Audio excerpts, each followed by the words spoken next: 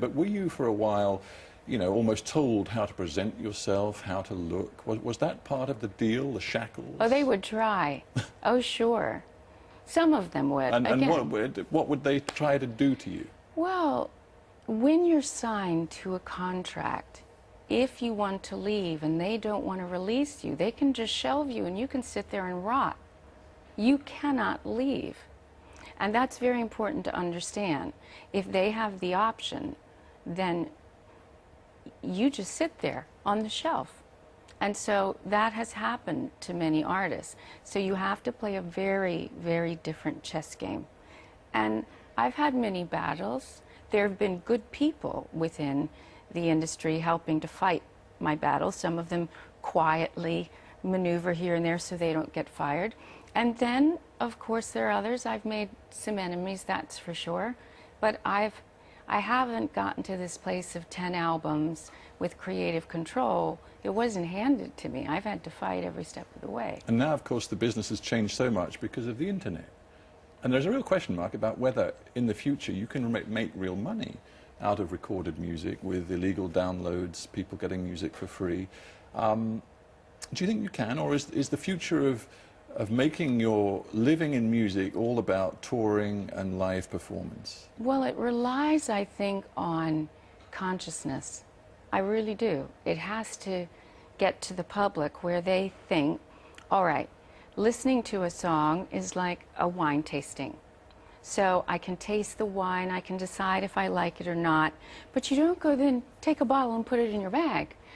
And I think if you begin to realize that that's what it's becoming, and some of the artists that you really love, if you don't support it, if you don't support the vineyards you like or the art you like, then they're not going to be able to continue making that art. Not in that way. Touring is a very different side of the business, but a lot of the deals that people are signing right now are called 360 deals. Which means? 360 deal means that if I'm a new artist and I sign to a label, then they want a piece of my touring, they want a piece of my publishing as a songwriter, and they want a piece of my merchandising. And sometimes only the t-shirt sales is what an artist gets off the road, because the touring can be so expensive depending on their production that they're not making money off the tickets because they've got to pay for the production. So all they get are their t-shirts. So if the record label takes that, don't you see? Well, I get a sense of your anger about the way the business has worked for a long time. And is working.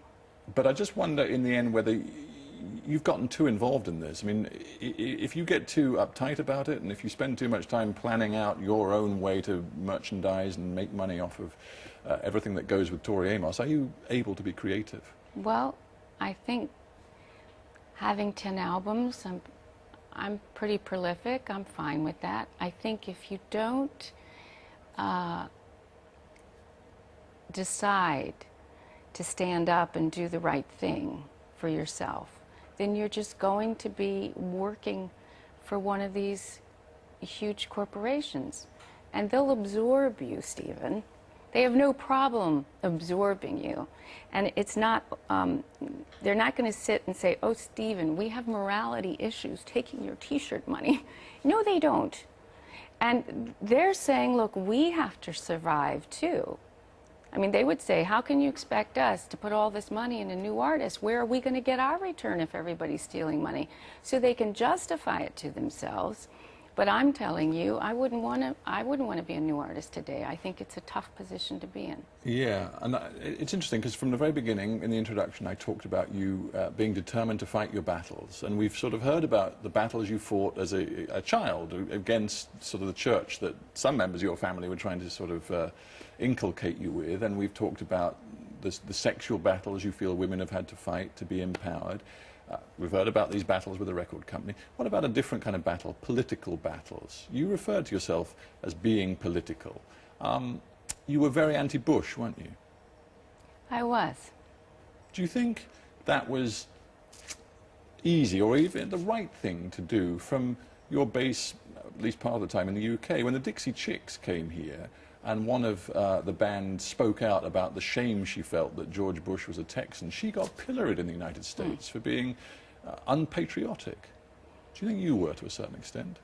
Because my audience is a more liberal and open-minded audience, they, I think, were as troubled by where the country was going as I was.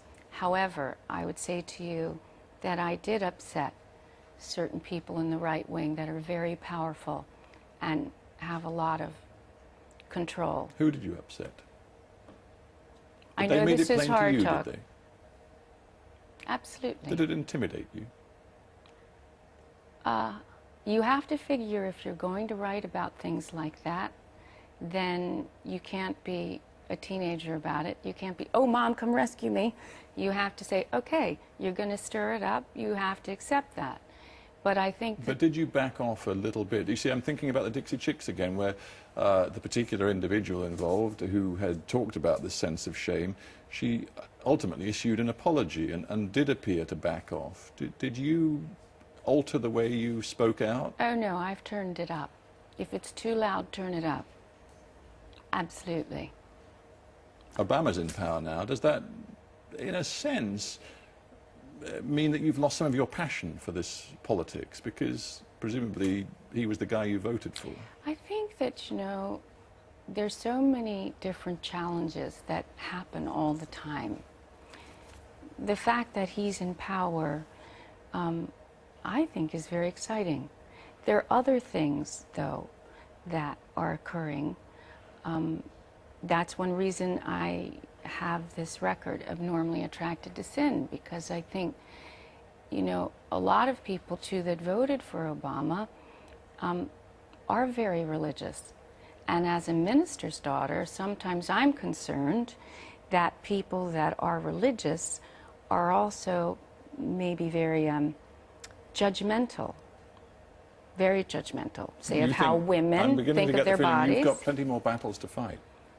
Well, if you want emancipation for women and for all people, freedom of the soul, then the fight goes on. Then it goes on. Tori Amos, thank you very much for being on Hard Talk.